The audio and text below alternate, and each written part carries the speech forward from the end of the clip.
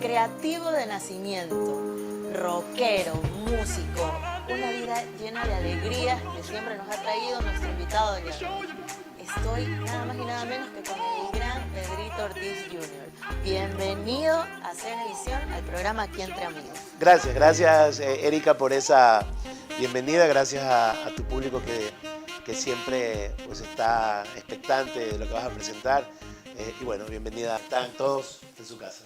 No, muchísimas gracias por recibirnos acá y la verdad es un gran honor estar aquí compartiendo esta mañana contigo. Generosas tus palabras, muchísimas gracias, me siento muy humilde ante esta presentación. No. Creo que exageras un poco.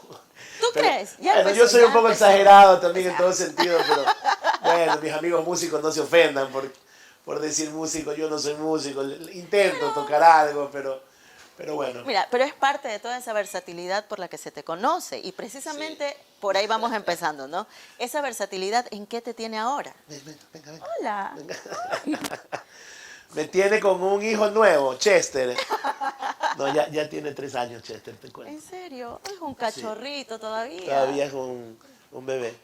Vaya. Él quería salir. Vaya, sí, está como loco. Él siempre que hago las entrevistas está por acá. Protagonismo sí. Quiere también. Sí. Como te decía, esa versatilidad ahorita ¿en qué te tiene, Pedrito? Bueno, ahora me tiene en un emprendimiento. Estoy con Pedrito Bigfoot, que es lo más nuevo que se puede decir con relevancia que he lanzado. Y es una marca de sándwiches. Tengo mi propio emprendimiento. Estoy vendiendo sándwiches. Sí, estoy vendiendo sándwiches. Súmale a todo lo que dijiste, sí, / emprendedor. Y entonces, junto con las otras cosas que estoy haciendo, lo de los sándwiches me tiene muy emocionado. Por ahora estoy 100% delivery, pero estoy muy pronto a ponerme ya así próximo un local. Entonces, por ahora estoy saliendo a ferias y estoy repartiendo a domicilio los sándwiches. Y eso también es muy creativo. O sea, sí, el rock, el stand-up comedy, la escritura de guiones, la comida es de mucha creatividad. Sentarse a preparar los sándwiches, que me parece que el departamento de pruebas más bacán de todos los tiempos es el de Pedrito Bigfoot, porque hacemos una mesa con mi socio y el chef y decimos, a ver, ¿qué sándwich vamos a presentar? Probamos aproximadamente 10 propuestas, quedaron 3. ¿En serio? Estoy por lanzar 2 sándwiches nuevos. Por ahora tengo 3, pero ya tengo, por ejemplo, un postre, le sumé unos brownies y así le vamos a ir sumando algunas cosas al emprendimiento hasta, quién sabe, ¿no? Tener Uno ve esas fotos y quiere comer es todo en ese momento, es algo pero increíble. Yo llegué y me senté y lo primero que dije fue, no sabes las ganas que me hace. Y la gente cree que tengo aquí los sándwiches. Sí. Me han venido a tocar la puerta los vecinos. Deme un sándwich. Pero yo le digo, no, la cocina está en otro lado, tengo un socio con un chef. Y bueno, son parte de todas las cosas que se consideran para tener un emprendimiento. Yo no voy a parar hasta tener un negocio, un local establecido, y no voy a parar hasta que esto sea una franquicia, que sea como McDonald's, como Burger King, como KFC. Me inspira mucho la historia de los grandes emprendedores y las grandes marcas, porque empezaron como estoy empezando yo. Es más, yo decía, chuta, tengo 44 años, tal vez estoy como empezando muy tarde en un nuevo negocio, debería quedarme solamente viendo si actúo en alguna parte, o si presento algo, si produzco algo, o si escribo algo. Pero luego es importante tener familia, socios y gente que te entusiasma y te empuja a llevarte a otro lado. Y estaba viendo la historia del Coronel Sanders de KFC, por ejemplo. Él empezó mayor. Eso es muy interesante. Él empezó mayor, o sea... Nunca es tarde para empezar. Ya tenía como 60 años y un poco más. Y comenzó friendo pollo en la cocina de una gasolinería. Y entonces, imagínate ahora todo lo que es el KFC, ¿no? Exacto. Oye, Pedrito, ¿cómo nos cambió la vida con todo el tema del COVID, verdad? Yo creo que es parte de eso también, todos los emprendimientos que salieron a raíz de eso, porque desde casa ya teníamos que ver qué otro ingreso también teníamos permanente. ¿Cómo fue tu confinamiento? Yo trabajaba en una entidad pública y lo primero que ocurrió fue ver cómo algunos compañeros fallecieron, ¿no? Fue como Sí. impactante. Luego las precauciones que se tomaron, las medidas de emergencia que se tomaron, y luego el confinamiento, ¿no? El teletrabajo para algunos. Yo, como siempre estoy en la división creativa, en el equipo de producción, de filmación, yo a la calle siempre. Durante los días más duros de la pandemia estuve en el terminal terrestre, en el mercado central de la ciudad, con el equipo, con la cámara, dirigiendo, escribiendo, trepándome y bajándome de buses. Y todo nos fue muy bien con la bendición de Dios, ¿no?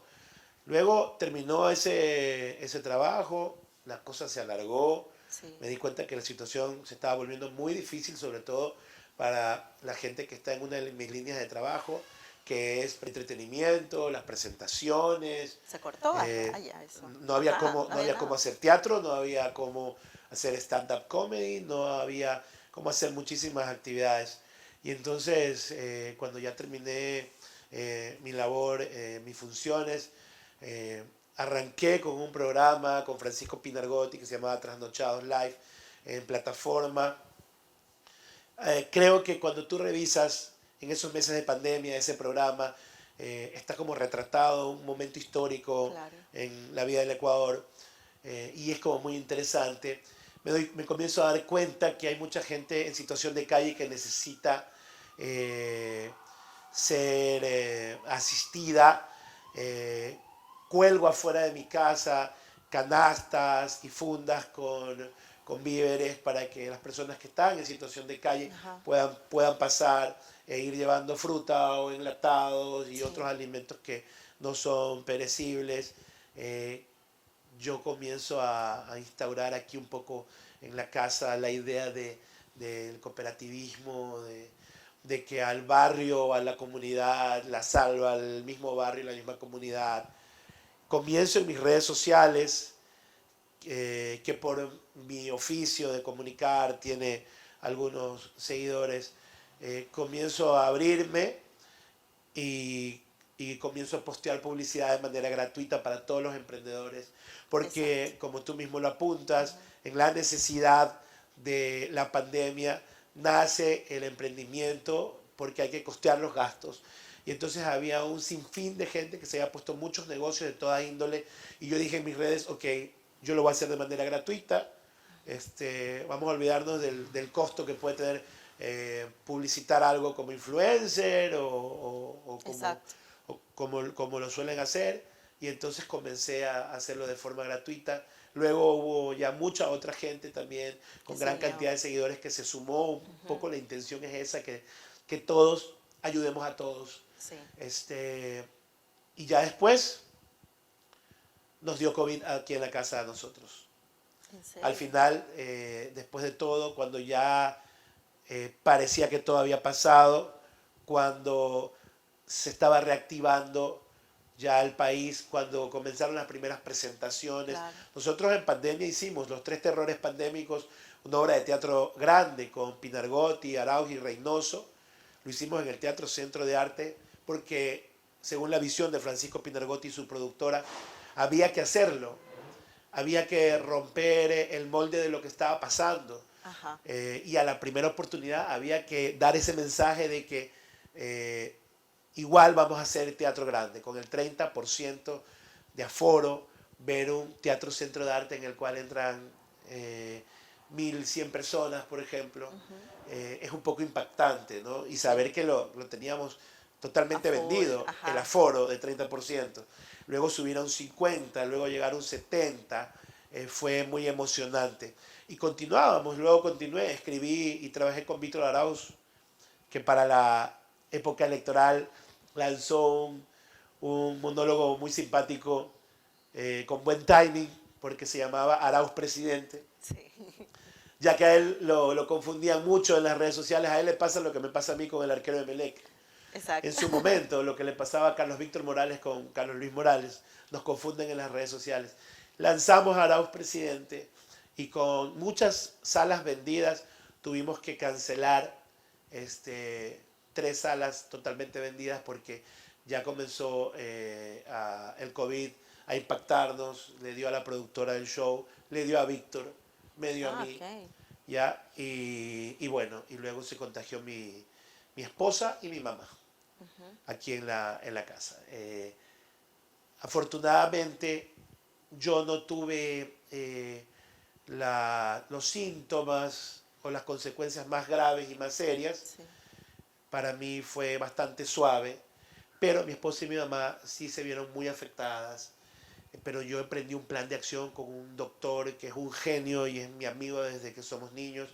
Y me da orgullo saber que hay ecuatorianos como el doctor Lenin Quinteros, que es un científico joven, un genio, quien armó el hospital aquí en casa. Dividimos la casa en las 2 plantas que tiene y en la planta de arriba fue la planta denominada hospital. Entonces se requirió oxígeno durante más de 15 días para las 2 pacientes, enfermeras, visita del doctor, sueros. Lo que hacía falta en esa época, porque en esa época colapsó absolutamente todo. Sí, fíjate que hay cosas complicadas, Sí. hay cosas complicadas. Conseguir el proveedor del oxígeno, por ejemplo, es difícil. Sí. Y es un drama que lo viví durante 4 días tratando de conseguirlo hasta que una de esas manos angelicales, bendecidas, apareció y lo consiguió. Y luego también la responsabilidad de esta pareja que era la que proveía el oxígeno, que donde quiera que estén, les digo, estoy seguro que les va a ir muy bien en la vida. Una pareja humilde de esposos que andaban incluso con su hijito en el carro repartiendo y decían, nosotros nos encariñamos con las personas a las cuales a diario les venimos a dar el oxígeno. Y lógico, porque se establecen relaciones de 15 días seguidos, donde Claro. donde ellos saben, tú los llamas y les dices, por favor no falles con el oxígeno, porque Sí. sabes que necesitas el oxígeno. Y te cumplen. Y esa pareja pues fue muy responsable. Y creo yo que, bueno, vienen las bendiciones, viene la oración, viene el trabajo del doctor, que como él dice, pues es un instrumento de Dios y lo logra y salen adelante mi mamá y mi esposa, ¿no? Mi mamá, una señora de 82 años, con enfermedades preexistentes. Yo digo jugaba con cancha inclinada, pero definitivamente gracias al buen trabajo salió adelante.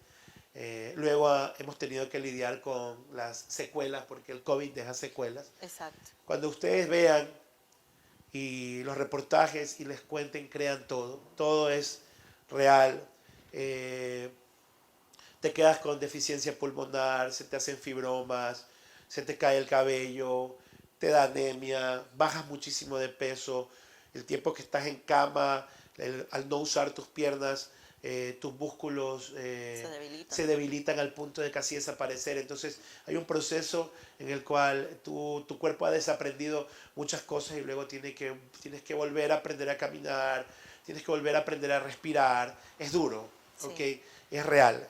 Y eso lo vivimos ya hace unos meses y lo han superado. Mi mamá y mi esposa, que aún mantienen ciertas secuelas, pero que según el ¿Se doctor, están tratando? sí, por supuesto, Ajá. están tratadas, monitoreadas, fuera de peligro, haciendo vida normal, y el doctor dice que de a poco va a ir. Pedrito, y de todo lo que vivimos con el COVID, ¿qué crees que cambió en ti como persona? Porque todos tuvimos un cambio. Entonces, ¿qué pasó en ti? Bueno, lo que te estoy contando, ¿no? Este hospital que armamos aquí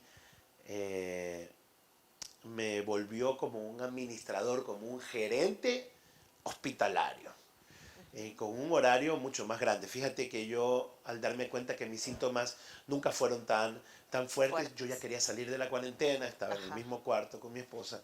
eh, y ya cuando pude salir, salí y lo primero que hice fue ponerme en acción para que ellas ya estuvieran bien, y entre otras cosas, darte cuenta del trabajo que, que hacen doctores, enfermeras, Valorar. en los hospitales, la gente que hace la limpieza, Sí. la gente que hace la comida, porque yo tenía aquí que organizar, recibir los desayunos para todas las personas que estaban en la casa. ¿Cuántas personas lograste tener acá en la casa? O sea, los que estábamos enfermos éramos 3 arriba, Ajá. y el resto de la familia que estaban sanos eran aquí abajo, pero eran mis 4 hijos y la señora de la casa. Ajá. ¿Ya? Entonces, había que alimentarlos a todos. Entonces, tenía proveedores, me traían el desayuno, me traían el almuerzo, salíamos, veníamos, íbamos a comprar las medicinas que se necesitaban. Sí. Las licenciadas que vinieron, las enfermeras que pudimos contratar,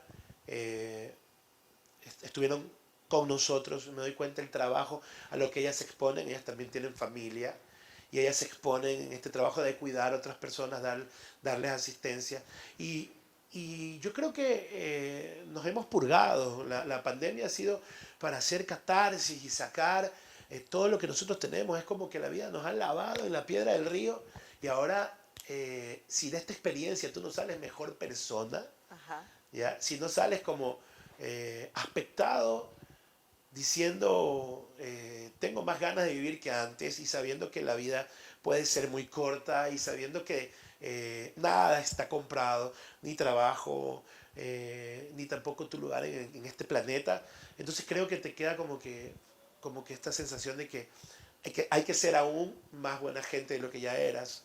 Hay que tener menos coraje, hay que tener más fe, hay que trabajar en doble, hay que ser más amable con la gente que te provee algún servicio.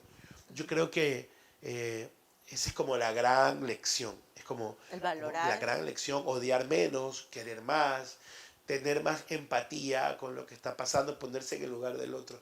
Aunque parezcan frases o lecciones o consejos trillados, por algo se repiten tanto, y es porque deberíamos implementarlos para vivir mejor. O sea, por ahí es como yo lo analizo, lo calculo y lo estoy aplicando. No pasa de la noche a la mañana, pero si tú lo aplicas, primero es bueno para ti y luego es bueno para tus hijos, que van recogiendo todas tus enseñanzas, ¿no? Sí.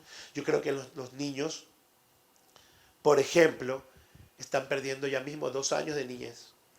Exacto, totalmente de acuerdo. Son 2 niños que arrancaron, mis hijos, por ejemplo, mi hija tiene 9 años. Arrancó la pandemia con 7, o sea, y luego, quién sabe cuando ya termine todo, cuántos tendrá, pero han sido casi 2 años de muy poco parque, de muy poca bicicleta, de muy poca pelota. Incluso mi hijo, quien estaba en una academia profesional de fútbol, ya tiene casi 2 años que no juega, y le gusta mucho el fútbol todavía. Pensábamos que podía tener una carrera. No sabemos si en estos 2 años truncados, o cuántos más sean, sea ya determinante como para no poder continuar el tema de ser un jugador profesional, por ejemplo. Exacto. ¿A cuánta gente le pasará lo mismo en otras circunstancias? Entonces, tú te pones a pensar. Entonces, yo decía, en estos momentos terribles, cuando habían muchos muertos en la calle, había mucho miedo, no se sabía, cuando empezó hace 1 año y algo, no se sabía todo lo que sabemos ahora, entonces había mucho más miedo. Los niveles de estrés que se generan, no sabes tú cómo le puede impactar a un chico. Entonces yo decía, hay que hacer como la película de Roberto Benigni, La vida es bella, que ellos estaban en una situación la más difícil de todas, pero él le hacía parecer a su hijo que era todo un juego. ¿Ya? Entonces, afortunadamente, si algo tienen los chicos, es esa capacidad de recuperarse rápido, de resiliencia, que muchas veces a los adultos nos cuesta más. Exacto. Y entonces, pero es importante. Yo digo, hay muchos aspectos. Hay que cuidar a los viejitos, hay que cuidar a los mayores, hay que cuidar a los niños, y hay que cuidarse a uno mismo. Entonces, creo que la pandemia te prende, te enciende todas las alertas, y además es como vivir en otro planeta, un planeta en el cual tienes que andar forrado, tienes que andar con tu mascarilla, tienes que tener tu distancia social, que a pesar de que te vacunan y que todos vayamos a estar vacunados, es posible que una mutación lo complique todo. Entonces, yo siento que hemos aprendido algo, y que los humanos de esta generación salen definitivamente como una raza diferente. Dicen la generación de la pandemia. Y los que han nacido en pandemias, que son los pandemials, también los están denominando, ¿no? Sí, exacto. Pedrito, todo esto tú lo comentabas en las redes, de repente eras eras el generador de contenidos en redes sociales. De una u otra forma, todas estas experiencias, ¿crees que igual sí la gente las receptó? Y que esa generación de contenidos te hace como a todos los que estamos en el medio del periodismo. De una u otra forma, la responsabilidad de saber lo que estamos informando, porque es un consumo directo de la gente, de toda la gente que te sigue. A ver, comunicar siempre ha sido generar contenido. Los que estamos fraguados en la lucha de la comunicación, desde siempre hemos generado contenidos.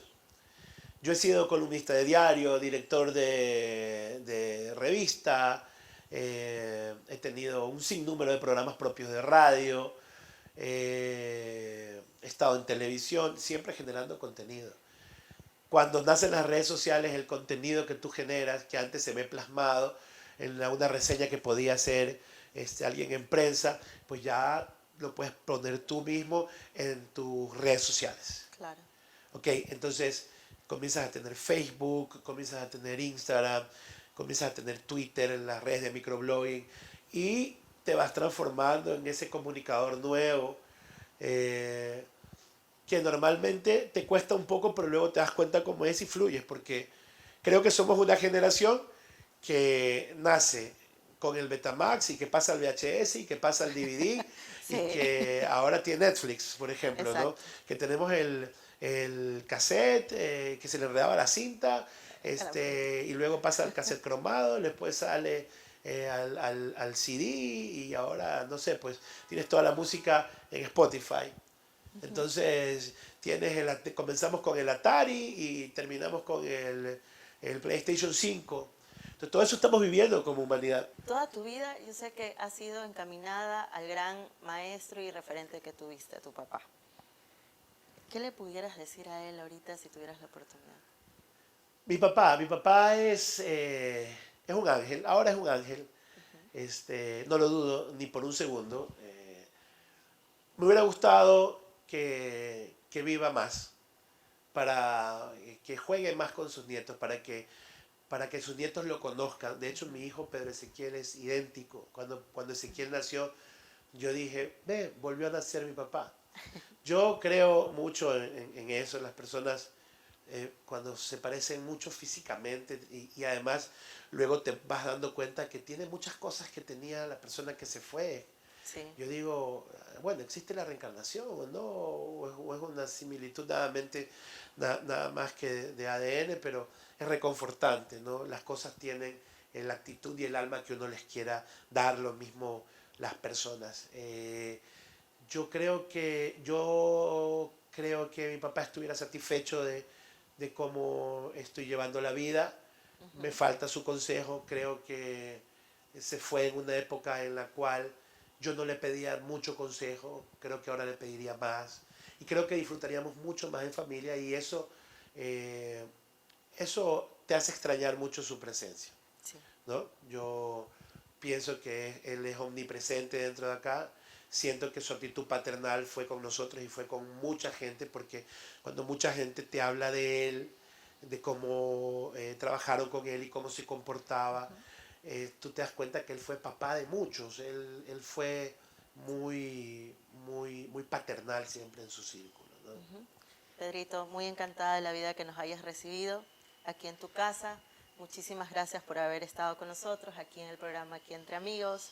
Y la verdad es que, como siempre, me llevo el mejor de los recuerdos. Así me digas exagerada, pero digo lo que veo y lo que siento, porque realmente eres de admirar por muchas cosas.